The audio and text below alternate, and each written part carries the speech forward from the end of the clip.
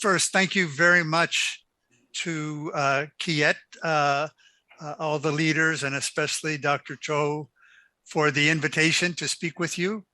As President Zhu of Kiet mentioned, I've been very happy over the last several years to be collaborating with Kiet and its researchers on a number of topics relating to global value chains.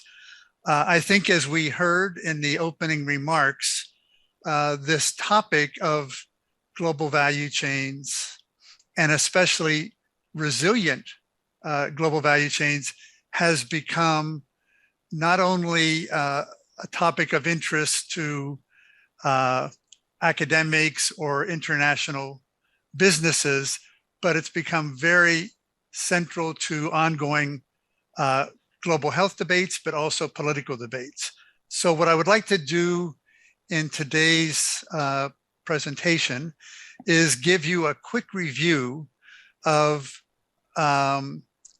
how global value chains or global supply chains, I'll use the terms as synonyms, why they have become such strategic policy concerns now. As we know, in large part, it began with the disruptions of the COVID-19 pandemic in early 2020. But even before then, the topic of global supply chains was becoming very important to international politics with Brexit and when the administration of President Trump came into power in the United States in 2016, we began to have trade tensions between the US and other countries. So many issues that we'll talk about have been raising the importance of global supply chains. In the current US government, the administration of President Biden, building resilient supply chains has become a very key priority of the government, and we'll talk a bit about that. But as was mentioned in the opening remarks, if we're going to be thinking about supply chains from a political standpoint and not just a business standpoint, I think we have to look more closely at how we recover resilience in supply chains after the current disruptions. And I'm going to argue that we need to look at three different levels: the resilience for firms, the resilience for industries, and resilience at the level of countries. And then in my empirical examples, I just want to give a variety of illustrations from different industries about how we are now studying these supply chains. And I'll have one set of examples from the apparel industry, automobile industry, and electronics industry, and a second set of examples from medical supplies. And then I'll end with some more detailed discussions about semiconductors, and in particular, some of the implications of these policy debates for Korea. I will say at the beginning that I've been doing very, very recent work on supply chains in several articles, which I've made available to the organizers at Kiet, and two of those have been with Korean co-authors. So the Korean academic community is very much involved with me and other international scholars in studying these issues. We know that in early 2020, the unprecedented disruptions of the COVID-19 global health pandemic created initial public awareness of global supply chains because of shortages of many products. In particular, in the early months of COVID-19, there were key shortages of medical supplies like face masks, surgical gloves, ventilators, and later there was key developments in terms of vaccines, and that began to make people think about how do we respond to supply chain disruptions or shortages where we have both supply and demand crises. In addition, these shortages began to affect a number of other products, not just medical supplies, food products, services of all sorts, as industries began to close down. But in addition to these global health issues that have been quite recent over the last 2 years, for at least the last 5 or 6 years, economic nationalism has become a more important political force, and that's also made people pay more attention to global supply chains and the interdependencies and dependencies they create. Early on, when the United Kingdom announced that it was going to withdraw from the European Union, Brexit raised supply chain issues very centrally around trade and investment and innovation policies. And then with the Trump administration beginning in 2016, 2017, we had renewed discussion about supply chains in terms of trade wars, and other countries have been focused a lot on anti-immigration sentiment. So supply chains is really not just talking about flows of goods and services, but also flows of technologies, flows of people. They're all connected in terms of why supply chains have become such an important issue. And in particular, in 2020, the US government administration of President Biden made America's supply chains and their vulnerabilities a strategic priority. In June 2021, the White House of President Biden put out this widely cited report called Building Resilient Supply Chains, Revitalizing American Manufacturing, and Fostering Broad-Based Growth. So in this particular report, it focused on 4 key US industries that had been facing domestic supply shortages. One is semiconductors, another was advanced batteries for electric vehicles. Third was active pharmaceutical ingredients for critical medicines. And the fourth was critical minerals and rare earth elements, many of which are used in the electronics industry. So one important point about this study was that they identified 4 different key industries, and different departments of the US government wrote the sections of this report. So semiconductors was done by Department of Commerce, and pharmaceutical study was done by Health and Human Services, et cetera. But it's interesting, the title, that first they're talking about how do we create more resilient supply chains. So the topic of resilience becomes a critical concept. And the idea is that somehow more resilient supply chains can help rebuild American manufacturing. And this is very important because one of the political reactions to supply chain disruptions is to reshore supply chains, bring them back to the United States from other countries. So the supply chain topic, as indicated in this report, is raising a lot of big debates, not just about how we can make supply chains more resilient, but whether or not globalization itself is a problem and global supply chains have to be made more national. So that's part of the subtext. So I'm going to go to the next slide with my picture. And this is on the, so after that report came out in June, there was a, in July of 2021, the US Senate Commerce Committee held congressional hearings on supply chain resiliency. They had 6 speakers. I was one of the presenters at the meeting, and it's and one of the, I was the one person from a university background, and the other 5 people were business people. But one of the speakers was the director of research for IBM, and the focus of his talk was on semiconductors. And again, I think the idea of the hearings was, how can we better understand how to recover from disruptions in supply chain? So again, the the conceptual issue and the empirical research became connected. Okay, next slide begins after COVID-19. So there was a big debate about how to understand how to respond to supply chain fragmentation.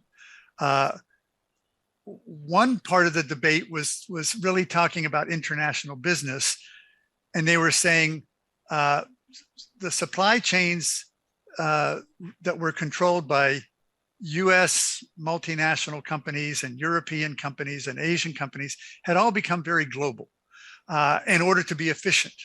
And so one concern was that if supply chains were were initially based on cost efficiency at a global level, to make supply chains resilient, then maybe they have to become less global. And I think that's not really the way we need to think about this. So I feel we have to look at supply chain and the resilience of supply chains at these three different levels. One, for individual companies, supply resiliency does refer to cost-based efficiency or operational efficiency versus risk management. And all the big companies, Samsung and IBM and Toyota, all have ways of identifying how they can respond at a company level to supply chain disruptions, which could be caused by weather or specific country issues. But I think we also have to look at resilience at an industry level. So from an industry or supply chain level, resilience has to be defined in terms of how the industry is governed by the lead firms. So a key issue here is the corporate strategies of the companies that are the global leaders. So we'll see later, for example, with smartphones, Samsung is a global leader, Apple is a global leader, Huawei is a global leader. So we need to understand how these industries are governed by their top firms. And we also have to look at the shifting geographic configuration of the industry. What countries or regions of the world is production focused in, and how do trade networks operate? And then finally, the third level of countries, resilience really focuses very much on national security issues. So partly in terms of shortages of key products like semiconductors or pharmaceuticals, there's been a discussion of bringing production of those products back to the US or building national stockpiles. And I think from a country point of view, besides national security, we also have to look at economic, social, and environmental considerations. Okay, next slide, Gvc Framework. So in terms of the studies that I will refer to very briefly in the coming slides, I think a global value chain approach has these characteristics. It's a holistic approach that looks at entire industries and supply chains. It looks at them across different levels of analysis, macro level, meso or industry level, and micro level of firms. And it's very much focused on particular actors, firms and their strategies, and governments and their policies. So to do a good GVC analysis, we have to be able to map the products in a supply chain from raw materials to inputs to finished products. We have to be able to understand the governance structures. Are supply chains buyer driven or are they producer driven? There's many typologies in the global value chain literature about different ways we can think about the governance or the orchestration of supply chains. Third, we have to look at the geography of the supply chain and how it changes over time. You know, every 5, 10, 15 years, the production frontiers of supply chains in terms of countries and regions are changing a lot. Last 3 points are very important. One, what is different about a global value chain approach from a global supply chain approach? Supply chain is really looking at the input-output structure of an industry. Raw materials, inputs, finished products, distribution, and markets. But what the global value chain approach has tried to do is to say, how is value that is value added in these different countries or in different stages of the supply chain, how is that distributed? And we discovered that value is distributed very unevenly in many cases across countries and across firms, which is what a lot of the research will show. Fifth, state policies become very important, and we're especially seeing that now.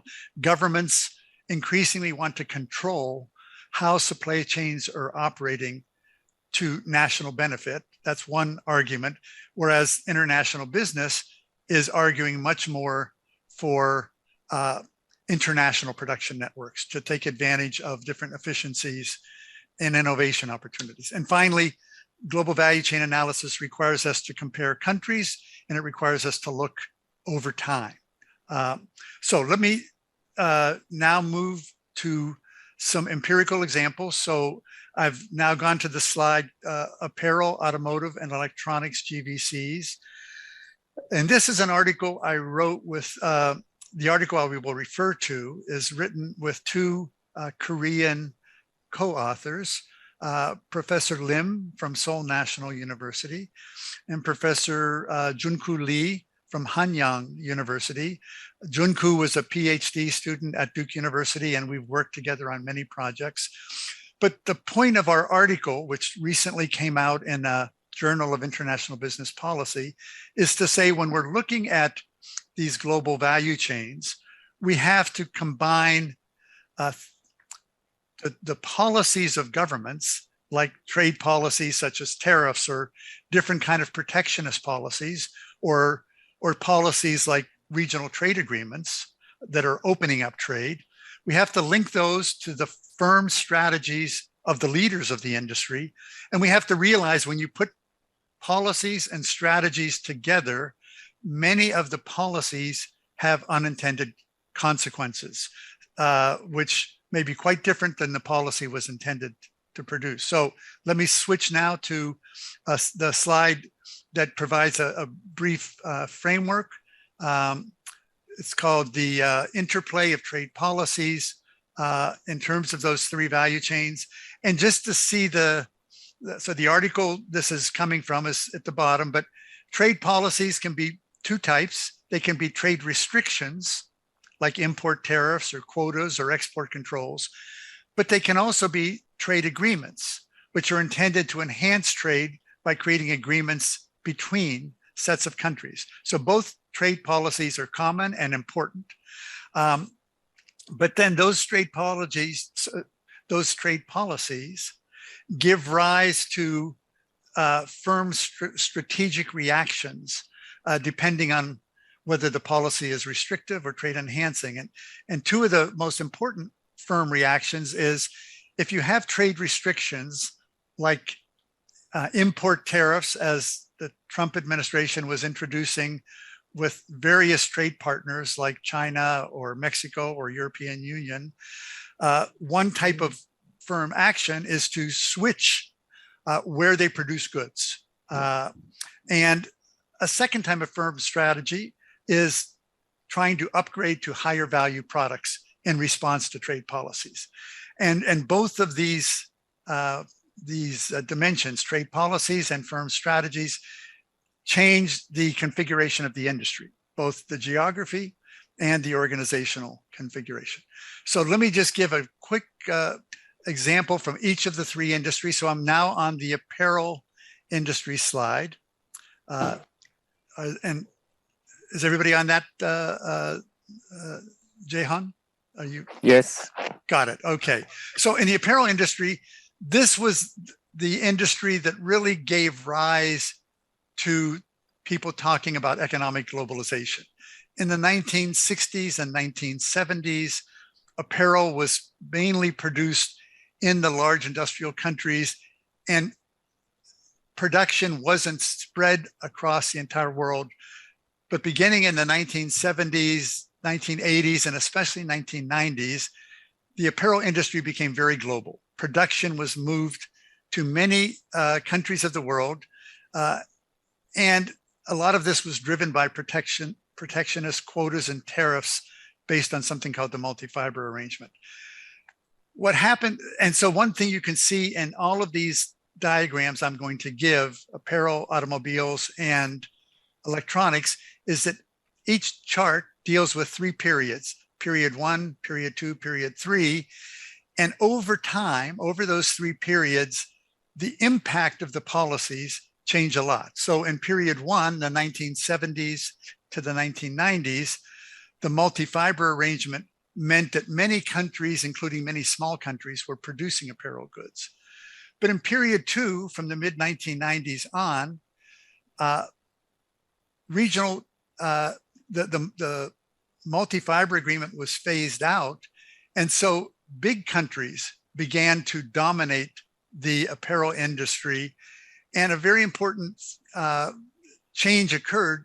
Several of the key countries, South Korea, Taiwan, and Hong Kong, that were very important in the first period, they became what were called middleman countries in triangle manufacturing. So those 3 East Asian countries, Korea, Taiwan, Hong Kong, would still take the orders from the big US or European companies, and then they would look for factories all around the world in low-cost countries.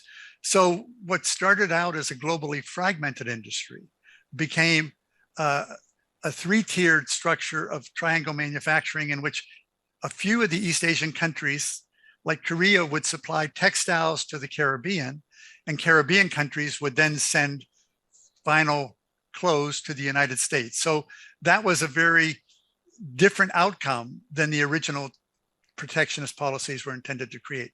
Next slide is on automobiles. In the automobile case, Japan and also Germany were very successful automobile exporters in the 1970s and 1980s. One of the reactions in the United States was to impose something called a trade restriction, a voluntary export restraint on Japan's exports to the US market. The intent of that policy was to create a safer US domestic market for US auto companies. Similar restrictions were put on Germany and later and other European automobile exporters. But in fact, the outcome was an unintended consequence. What happened because of voluntary export restraints was that the Japanese automobile companies, the German automobile companies, the Korean automobile companies, instead of exporting to the US, began to set up production plants inside of the United States. And they ended up, over the next 20 years, capturing about 1/2 of all US production were in these foreign transplant companies. And so they totally changed the nature of the US automobile industry. In many ways, I think with more competition, probably a good thing, but it was not something that really protected US companies the way that was expected. Next slide is about the electronics industry.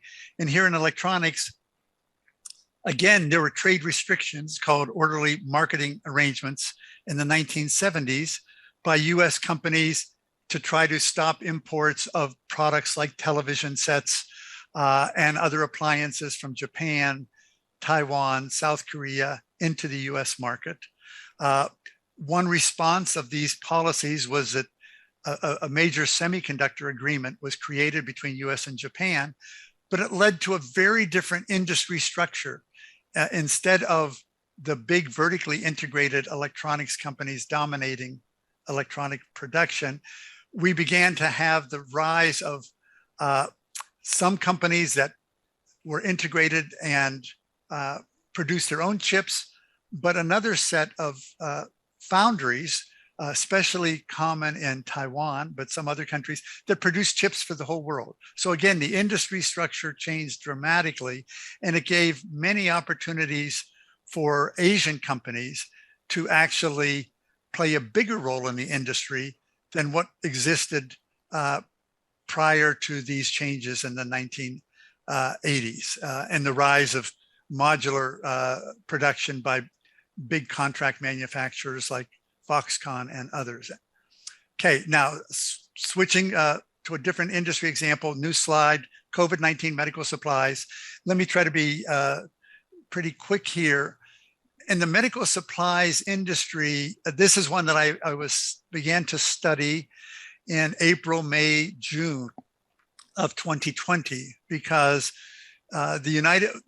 once it became clear that COVID-19 was affecting all countries of the world very dramatically, it meant that industries were closing down because workers were required to stay home, and demand for many products also decreased. So we began to get many shortages. But from a global value chain point of view, we really need to look at product-specific value chains, because the story is different in different kinds of products. So for example, in rubber gloves, which were used in hospitals by medical personnel, the problem of shortage wasn't so great because most rubber glove production came from two countries, Malaysia and Thailand.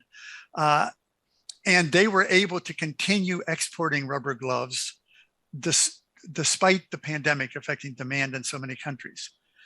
Face masks, on the other hand, was a much bigger problem, that many countries had shortages of the face masks that are used in hospitals, both by patients and also by doctors and nurses. But face masks were also being used by ordinary citizens. So this was a product where demand for face masks increased 100, 200 times.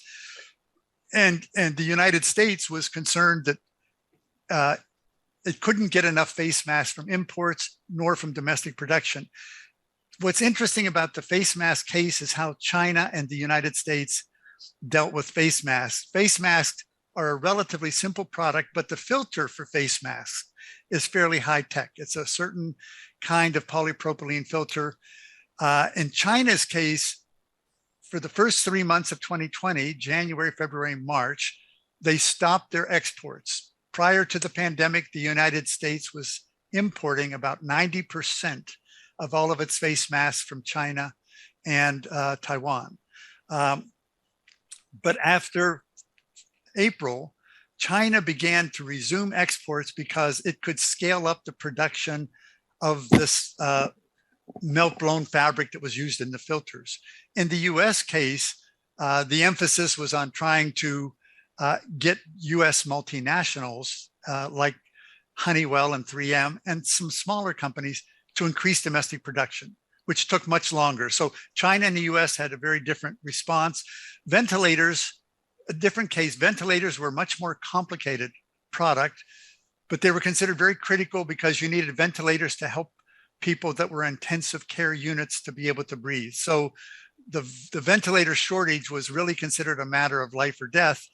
Again, the United States government used a policy that required US companies to produce ventilators in an emergency fashion. And so medical companies got together with automobile companies to make ventilators. But the problem in this case was there was a shortage back in April or May of 2020, but by August, ventilator production in the US stockpiles went from 10,000 ventilators to 95,000, but demand for ventilators was no longer as great because people weren't going to intensive care units as much. So it's very hard for government policies to anticipate both supply and demand. And vaccines was the most famous case. I'm going to the next slide now, just on face masks. The face mask slide shows that during the crisis, the key issue for firm level resilience was how do you scale up enough domestic production to meet greater demand? In China's case, they were able to ask state-owned enterprises in the oil sector to make more of the melt-blown fabric. In the US case, they had to ask multinational companies, and it took a lot longer. I think the key issue here is if you go from the crisis period to after the pandemic, were the policies that worked during the crisis, will they also work after the pandemic? In the US case, the answer is no. The multinational companies that increased production of face masks 4 or 5 times only did it because they had big government contracts. But they said after the pandemic, they want to go back to an international production system. Next slide is on vaccines.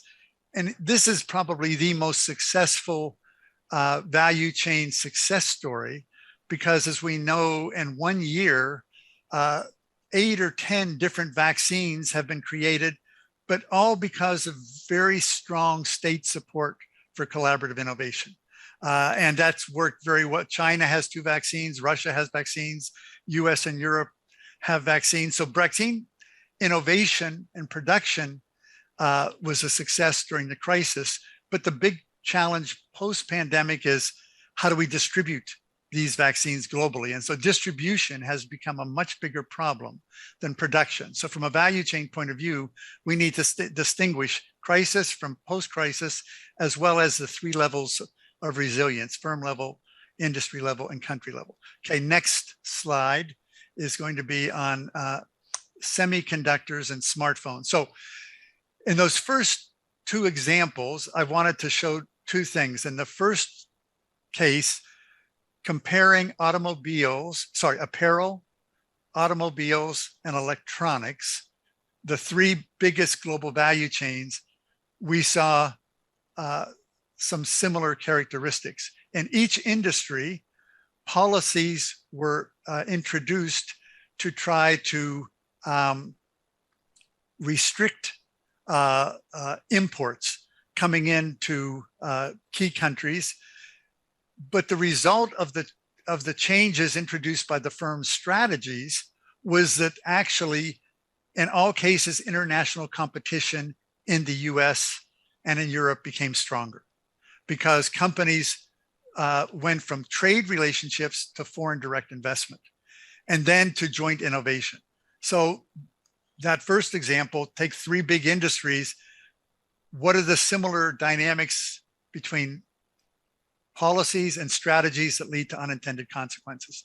In the second case of medical supplies, I wanted to argue that we have different stories for different products. The nature of resilience for rubber gloves was different because 2 countries controlled exports.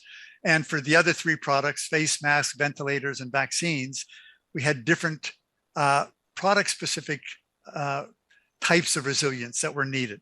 Here in this section, I just want to talk briefly about semiconductors and smartphones, and then we'll finish on Korea. So semiconductors is, of course, a very key industry in South Korea. Samsung is one of the global leaders in the semiconductor industry, but it's also the industry that the Biden administration and the US government is very, very concerned about as well.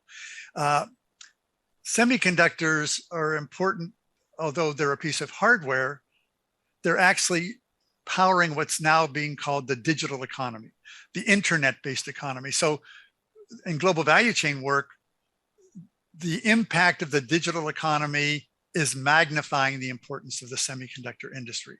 As we can see in this slide, semiconductors are an intermediate component used in many industries.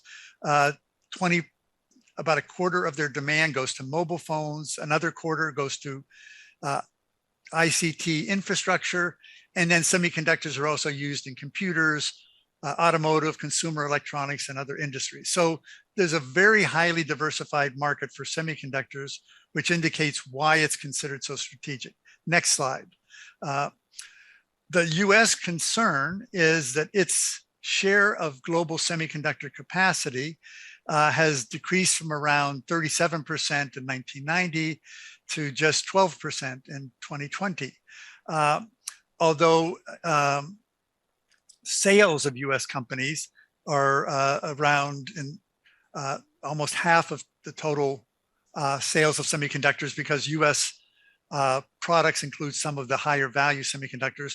South Korea is number 2, 19% of the market, Japan 10%, European Union 10%, Taiwan 6%, China 5%. So US and Korea are the 2 leading countries in terms of sales, and Korea is a very critical leader in terms of production.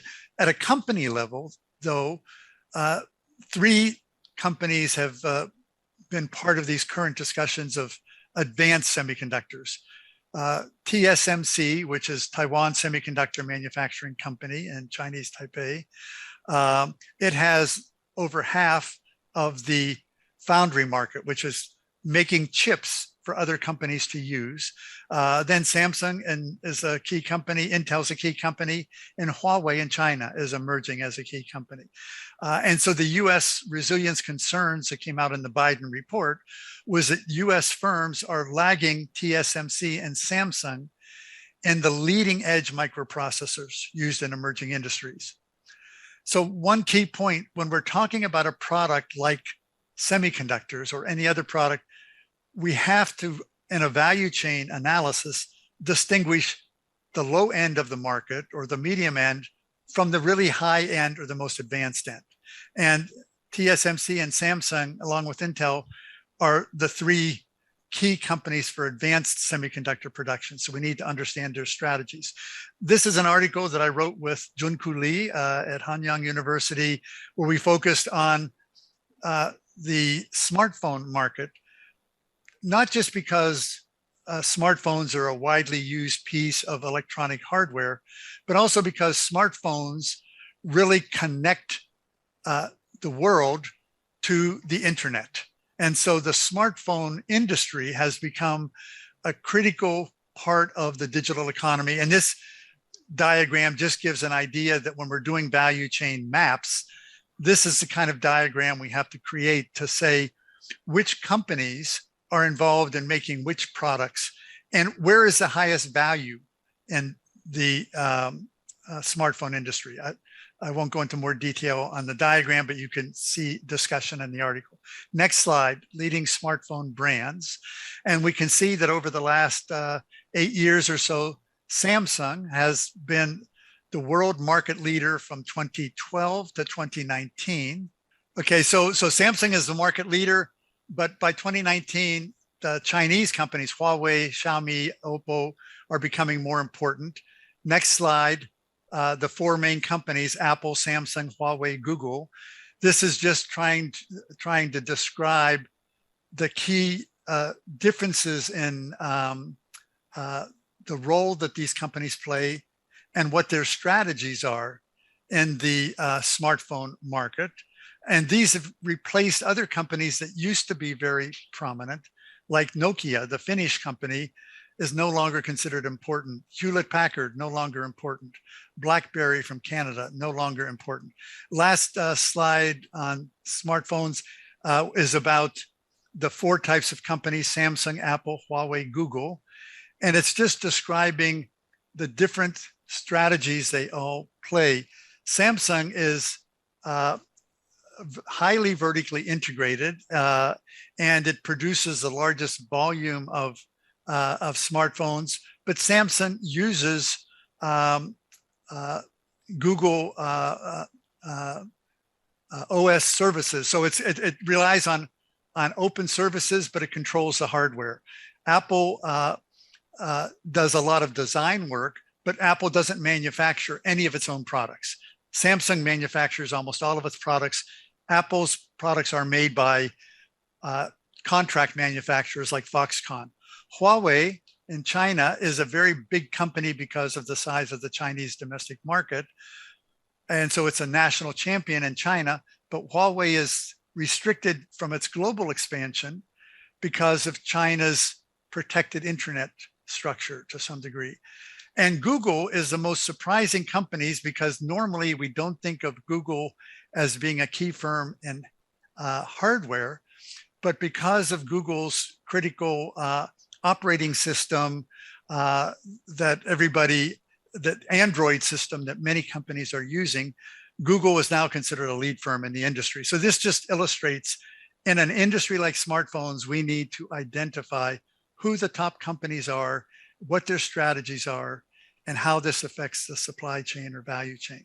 Okay, last section, industrial policies. Will industrial policies create more resilient supply chains after the pandemic? So there's a slide about options for more resilient supply chains. In the discussions in the United States and other countries, I think people have realized there are several ways that one could reduce the rigidity of supply chains or increase their resilience. One way is to make supply chains more domestic, try to reshore supply chains or bring them back to a home country and build stockpiles around those supply chains. Another approach is to make supply chains shorter. So one of the discussions happening in the United States is much of the supply chain production has been coming from East Asia and especially from China. And now there's more discussion about increasing production from Mexico or Central America or even Europe to bring supply chains more into the same region rather than being fully global. And a third way to reduce, to create more resilience is to make supply chains more diversified. So in the case of, let's say the face mask, where the US was importing almost 90% from China, or pharmaceuticals, where the US imports most of its pharmaceuticals from India or China, the idea is to create a larger number of suppliers that work with the United States. So to diversify production and instead of having it be very dependent. But a key issue that has come up in the different congressional hearings is the political concern with reshoring supply chains or bringing global supply chains back to the United States. Typically is not going to work. It will not increase resiliency because the number of parts that are needed to create these global products are spread across many countries who have technological capabilities needed in these industries that don't exist in a single country. So part of the argument is, if we're going to make supply chains more resilient, in a few key places, a few key products like semiconductors or pharmaceuticals, yes, we probably could increase domestic production. But then we also have to say, do we produce the end product or the key intermediate good? So for many pharmaceuticals, it's not the final product, it's the active ingredient that might be the most important. Or for semiconductors, it's some critical intermediate goods, not the final product. So I think that the discussion of increasing resilience cannot just go to the anti-globalization position of we need to go from global production to national production. I think we need a more diversified structures. As particular for the semiconductor industry currently, there is pressure in the United States to invest over $50 billion in incentives for new semiconductor investments in the United States. That's still hasn't been passed as a law, but people are expecting that might happen in the next couple months. One specific example is that all of the top semiconductor firms are building new plants inside the United States with big incentives from local governments as well as from the federal government. And finally, the US is trying to develop what they call an early warning system with strategic partners to avoid supply chain disruptions in key industries like semiconductors and pharmaceuticals. And they're asking the question, well, which countries or which companies should the United States partner with for this early warning system? Okay, last slide of the presentation. It's just a few observations about the strategic challenges and I think also opportunities for Korea that come out of this presentation. One, I think Korea should try to maintain a strategic post-pandemic partnership with the United States to address these national security concerns about how to make supply chains more diversified. Korea has one of the most sophisticated manufacturing sectors in the world. And I think for many key industries, Korea is a natural partner for the United States, and key Korean companies have been increasing investments in the US. Second, I think Korea's particular strength has been in producer-driven global value chains: semiconductors, smartphones, shipbuildings, automobiles. I think in those key industries, a key challenge for Korea is to forge production and innovation alliances. For example, in the automobile industry, tremendous attention being given to electric vehicles and creating the batteries for electric vehicles. Or in shipbuilding, like automobiles, a big concern with autonomous vehicles, self-driving ships or cars, which use a lot of artificial intelligence. I think Korea has natural advantages, but the innovation area probably requires international partnerships as well as domestic firm activity. A third point is, I think Korea already has strong manufacturing skills linked to Industry 4.0, but because the digital economy is becoming so important, I think there's a huge opportunity to build digital economy infrastructure, automation equipment, cloud computing, quantum computing, industrial Internet of Things, et cetera. And I think China, with Made in China 2025 and other activities, has been investing a great deal of money and technology resources into digital economy infrastructure. But I think this is an area where Korea can be very competitive as well. Japan is, of course, pushing on automation. So I think Korea should focus on digital economy infrastructure. And finally, I think it's clear that East Asia is perhaps the most dynamic economic region in the world, and it has many strong economies. But I think South Korea has very distinct advantages within East Asia. It's got very strong original equipment manufacturing companies that also produce their own brands. Korea has a great deal of intellectual property. China has been involved in a major shift away from export-oriented industrialization towards focusing more and more on its domestic economy. And I think what we're seeing in the industry-specific studies of upgrading in China is that China is trying to increase the number of Chinese companies that can move from the low end to the middle end of all of these global industries that are supplying the Chinese domestic market. Often the key export production from China is still in the hands of foreign invested enterprises, but China is, I think, really focusing on the domestic market as a way to create an upgrading path for its own domestic firms. Japan is and Taiwan also have key industries that they're strong in. Both are very strong in electronics and information technology.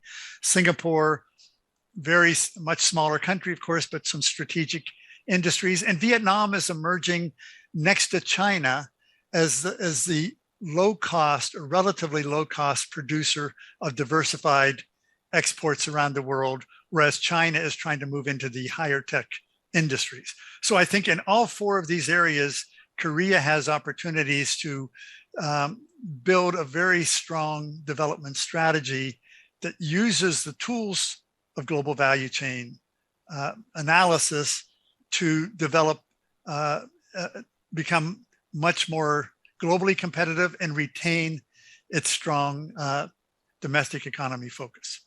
So let me stop there. I'm going to stop sharing slides, and I'll be happy to take any questions people may have. Yeah. So on your first question, I think you are correct that there has been a big change in globalization itself. Globalization in the 1990s or 2000s was considered a positive force by many countries, but then after the global recession in particular, many countries began to pull back from globalization, and it was creating a lot of problems. So a couple comments. One, I think globalization today is much more about regionalization. that the key global regions of the world are much more tightly integrated. East Asia, European Union, North America. So globalization is more about regionalization. If we look at the automobile industry in the United States, it's really a North American industry, Canada, US, Mexico. Aerospace, a European industry. Electronics, East Asia. But you also mentioned labor shortages. That is becoming a big concern everywhere. So I think that's one of the reasons why automation has been pushed in many countries. China is particularly worried about labor shortages, especially in the coastal provinces. But the studies of automation show that actually it works best in industries like automobiles or electronics, where you have a few parts that are easy to put together. But people are now talking about semi-automation. So automation is not going to take away the need for low-cost labor. So I think what we, at least in the United States, the way people are talking about the debate is that we don't need deglobalization, we need reglobalization. We need to rethink the connections between countries to make the globalization or these supply chains more resilient. Your second question about Korea's reliance on imports of certain kinds from China is very much what the United States is also talking about. And I think what other countries are talking about, strategic areas of dependency. And so in the US government, there's been a big push for supply chain transparency. The US government is trying to find out in different industries like semiconductors or pharmaceuticals, which companies are supplying the big firms, which countries are those products coming from? And it's proving very difficult because the industries are very complex, and the top companies like the semiconductor firms or the pharmaceutical firms aren't willing to share with government or other companies all of their supply chain relationships. So what's being discussed now is there a way where the government, in the US case, and industry associations and countries and key allies, like in Europe, we have a trade and technology council to try to create more diversified supply chains to reduce dependency on imports from China or other particular countries. So I think part of the answer is supply chain diversification.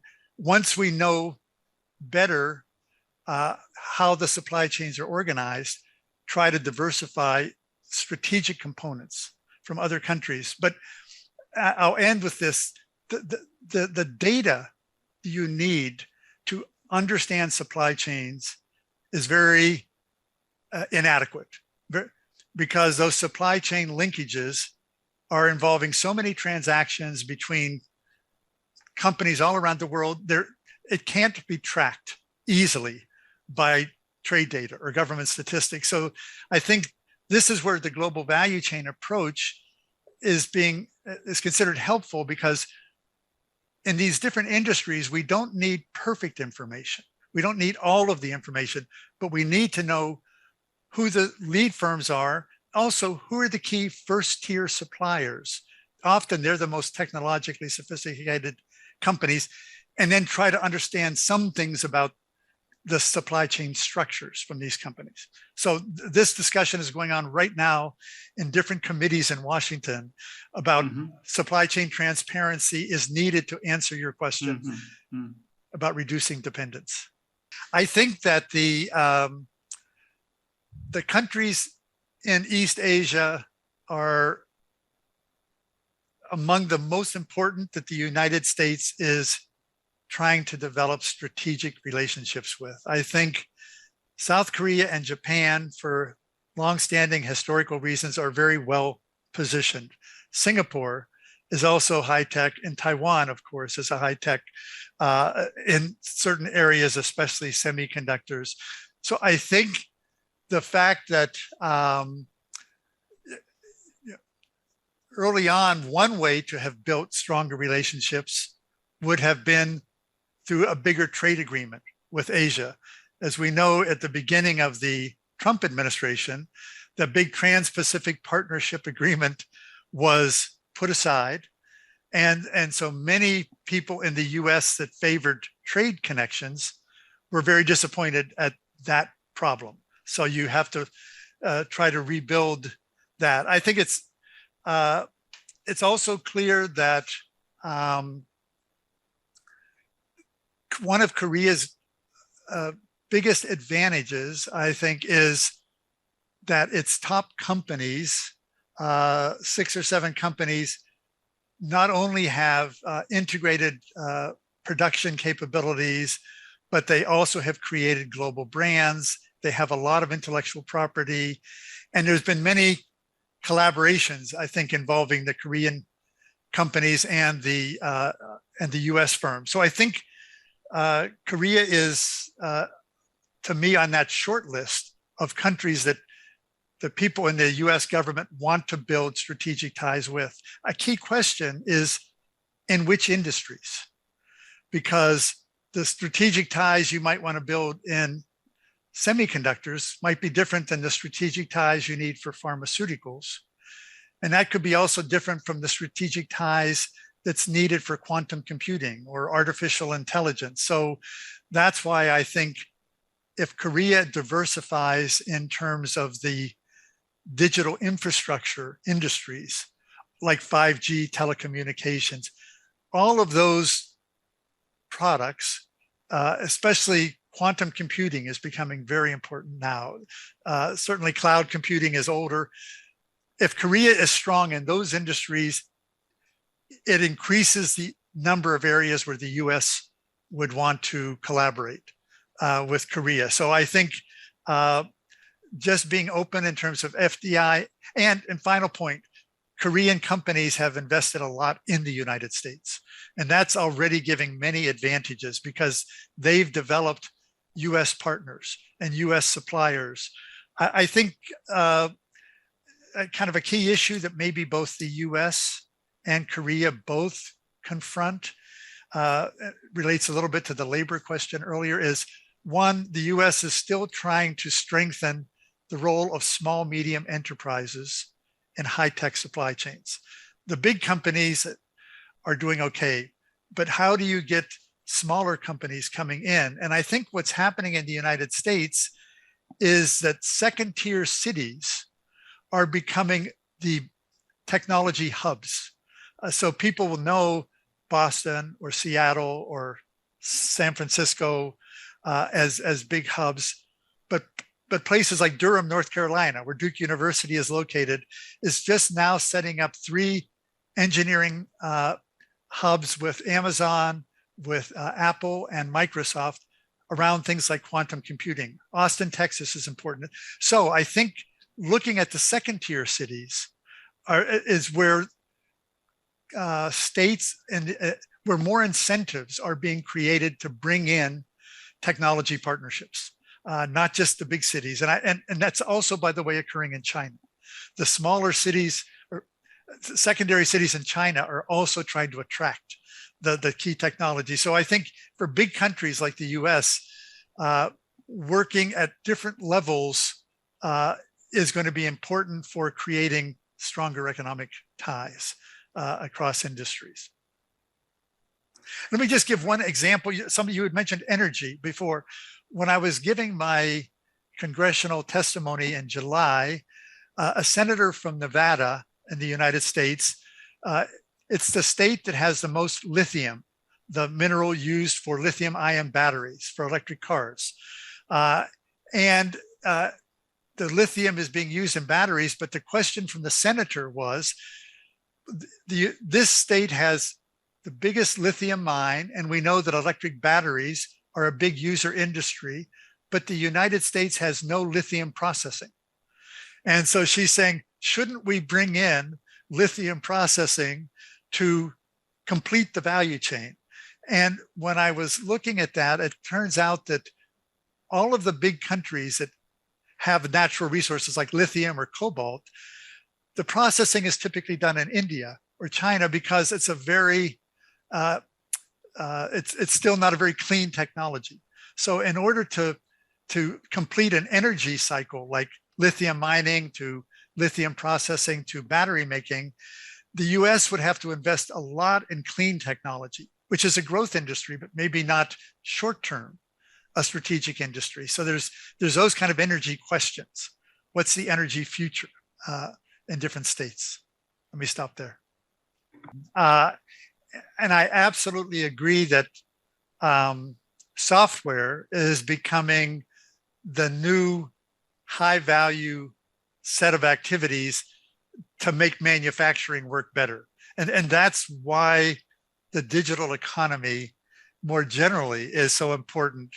E-commerce, of course, is very driven by software transactions. And there's a whole new category of company that people are talking about called platform companies like Alibaba or Amazon or Facebook that are connecting companies through digital transactions. So I do think software is a really important opportunity.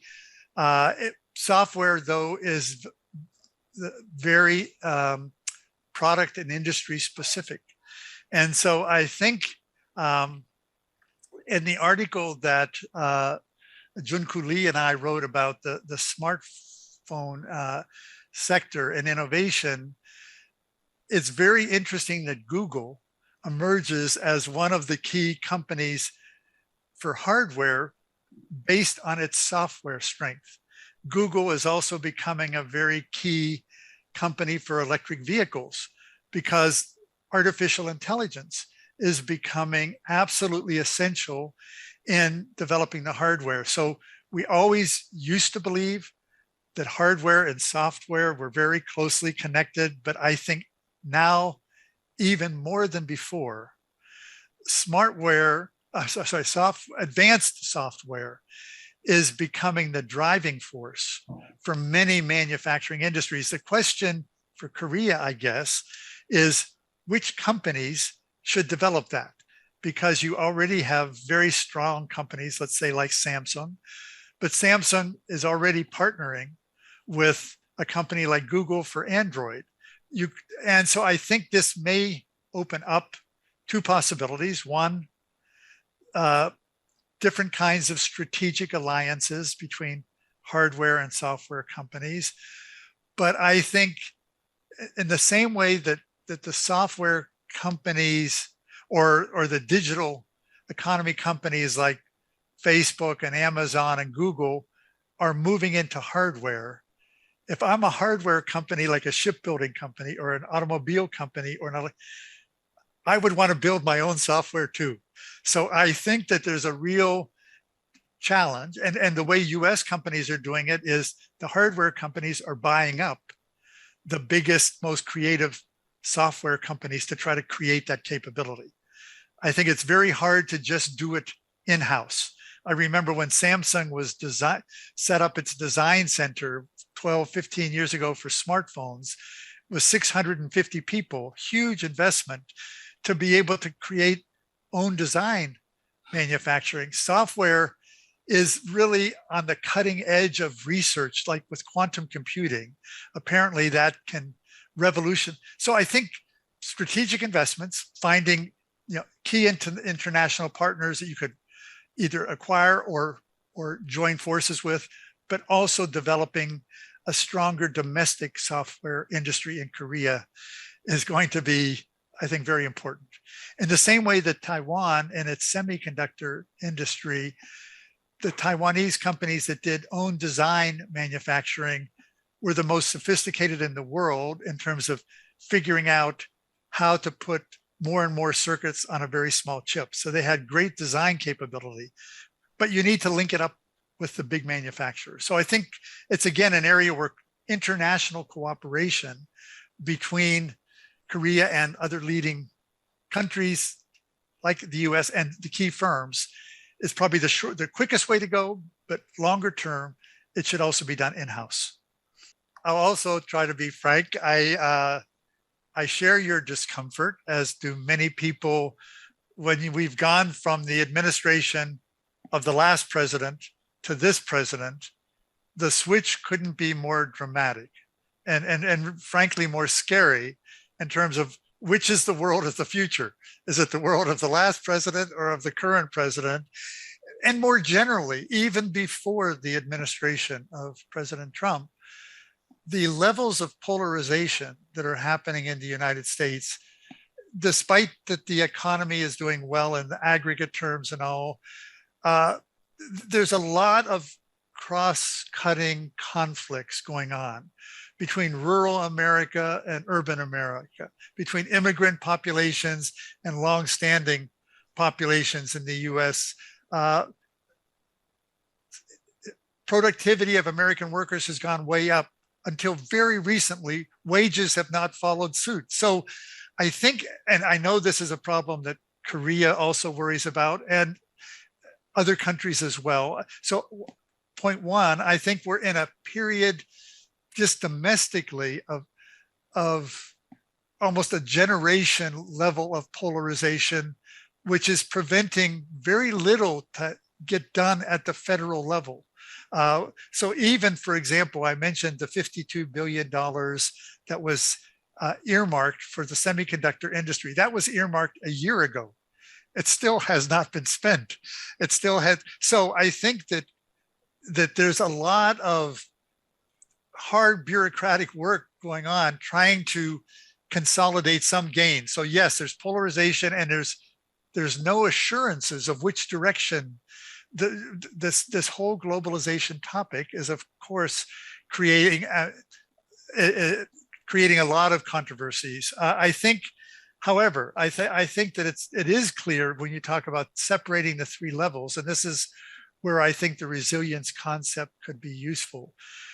To be able to separate firms and industries and country perspectives on supply chains is really critical.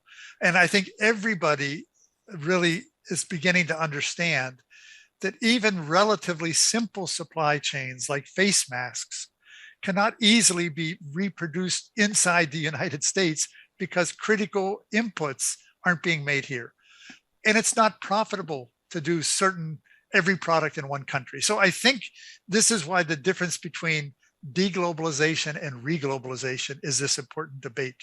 The deglobalization people that might have characterized the previous administration are not right now in the forefront of the policymaking. I think people are thinking a lot about reglobalization. There's a tremendous amount of debate about US relationship to China in particular, because there's been a long-standing interest, especially pushed by the business community, about engagement and how much we learn by cooperation. There's more Chinese students in the United States than from any other country, et cetera, all kinds of collaboration. But under the last few years, we sort of hear this idea of strategic competition with China. So the question is, at the great power level, or that's why I titled the talk Global Realignments. Part of these realignments are these political realignments that are still unfolding. And so I think what we're trying to figure out is, in the context of all of these changes, how do we build some key gains that could be broadly shared? And this is why in the United States, I think the most positive developments in terms of economic upgrading, environmental upgrading, social, et cetera, are occurring in states, in key cities, bottom up, not top down.